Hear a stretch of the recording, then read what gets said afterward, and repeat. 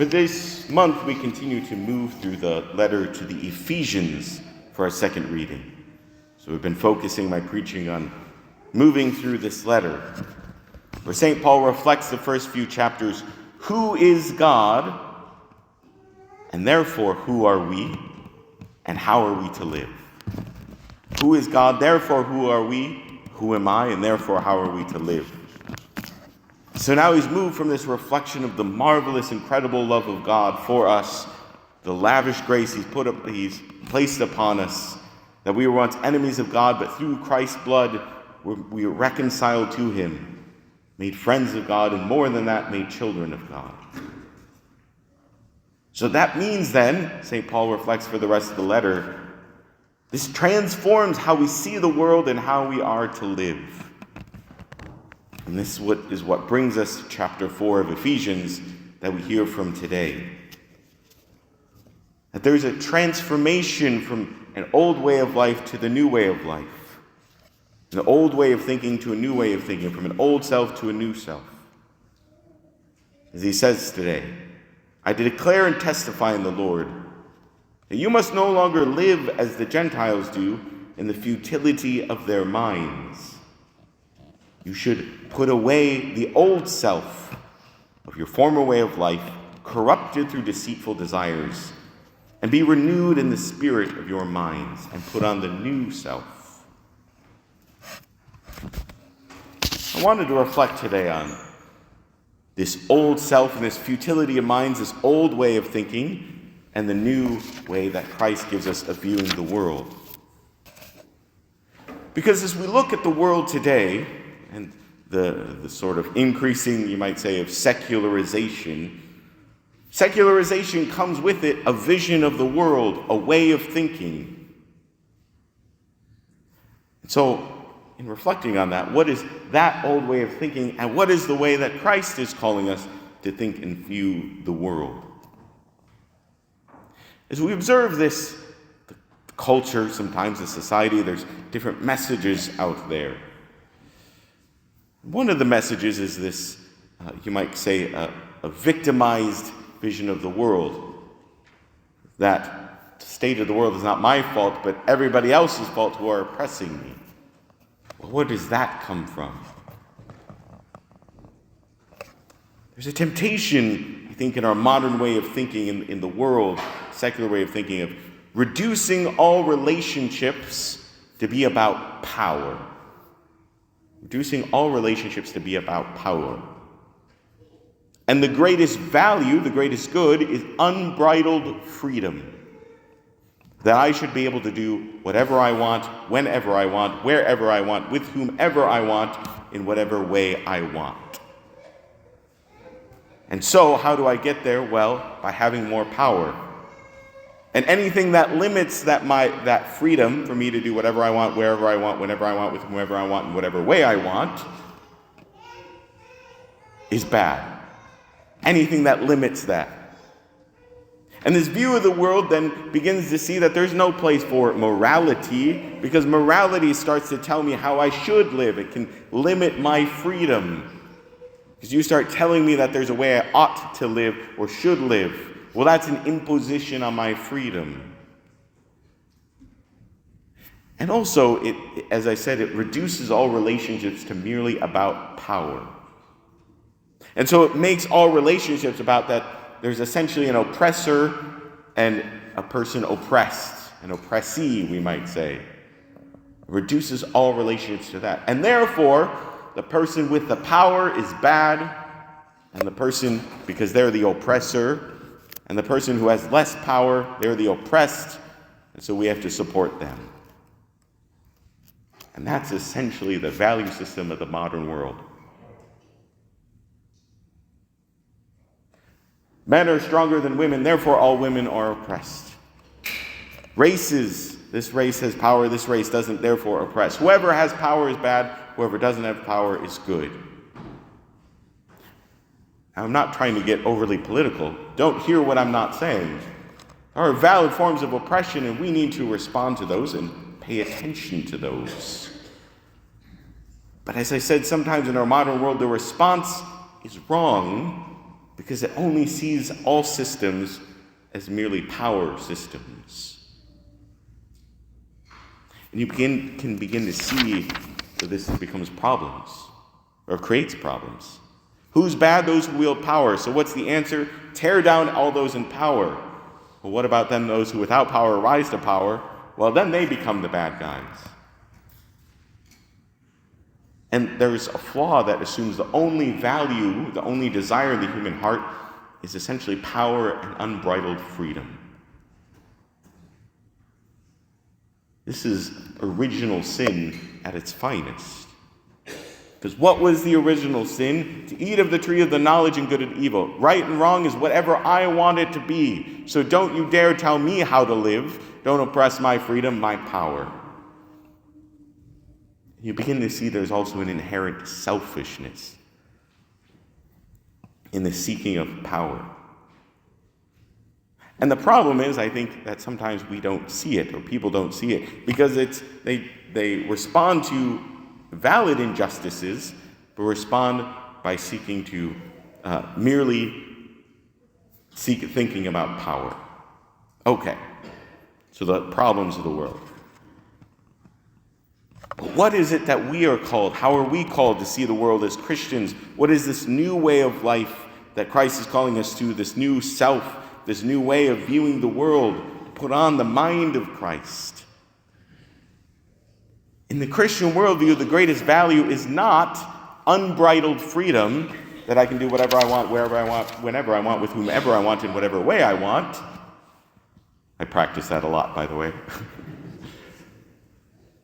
But rather, the greatest value, the deeper yearning of the human heart is not unbridled freedom, is not power, but rather is this yearning, this desire for goodness, for truth, and for beauty.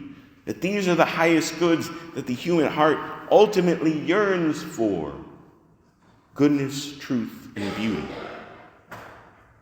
And relationships are not merely about power dynamics, but rather are about love.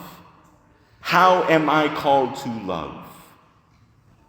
And so morality is not a hindrance to my freedom. Rather, it helps me understand, how am I to love? That's what moral teachings are all about. It's very tempting, again, in our modern worldviews, to see the church, to see religion, Christianity, as a bunch of rules, and rules that hinder my freedom merely. The church is just a bunch of rules. Religion is just a bunch of made-up rules that tell me how I ought to live. But remember, before we throw out the moral teachings of the church or encounter a moral, ethical teaching we don't like, we have to ask ourselves, how is this teaching calling me to love? Because all of the church's teaching of morality is all answering that question. How do I love God with all my heart, mind, soul, and strength? And how do I love my neighbor in the greatest, fullest, and most authentic way? And everybody involved in this situation. How do I love them? How do I labor, work for, and will their greatest, most authentic good in the fullest way possible? This is what morality is. The church's moral teaching is. How do I love? And so if one finds themselves in positions of power, yes, of course, people can abuse their power. But just because one has power and authority doesn't make them bad in and of themselves. The question is, whatever place I find myself in the world, whatever power and authority I have, how am I to use that power and authority to love others? To labor for the greatest common good for all those involved. That is the Christian worldview. So, it's not about, the view of the world, this futility of the minds, reduces our relationships to power. The greatest value is unbridled freedom, and sees everything as oppressor and oppressed. But this new self, this Christian vision, has a fuller, deeper vision of the world. That all relationships are defined by love. How do I will the good of the other? That the greatest value is not unbridled freedom, but the greatest values are goodness, truth, and beauty. And the question is not about oppressor or oppressed, but how do I love and serve those around me with whatever place I find myself in the world and society, with whatever power, influence, and authority I have. See, power is at the service of love.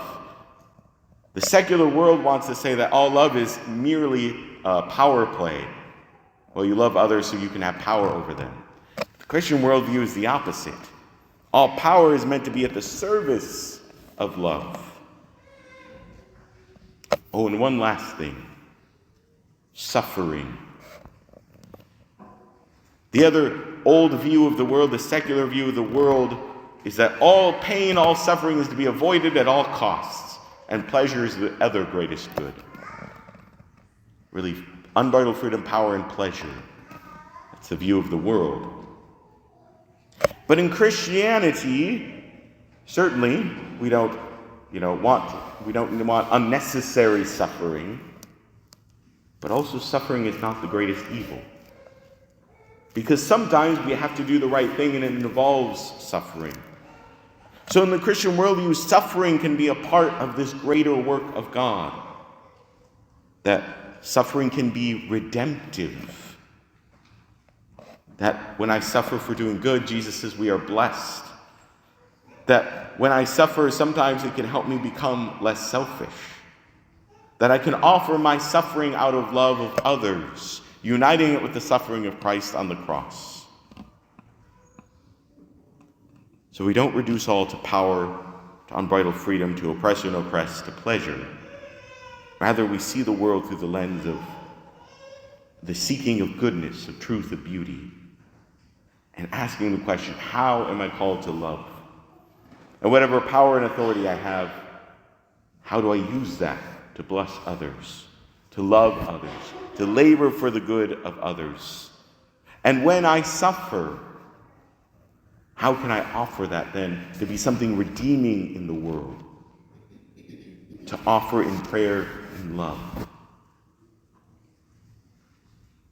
Jesus says, I am the bread of life. Whoever comes to me will never hunger. Whoever believes in me will never thirst.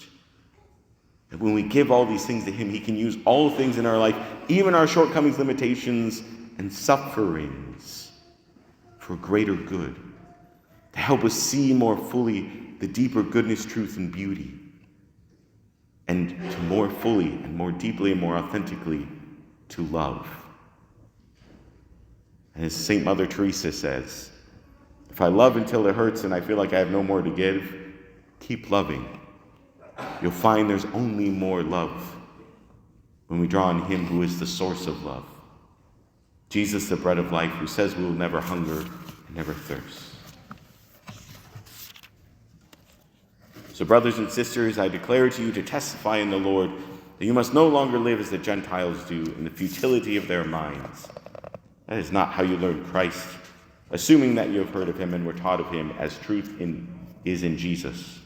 You should put away the old self of the former way of life, corrupted through deceitful desires, and be renewed in the spirit of your minds, and put on the new self created in God's way, in righteousness and holiness of truth. Amen.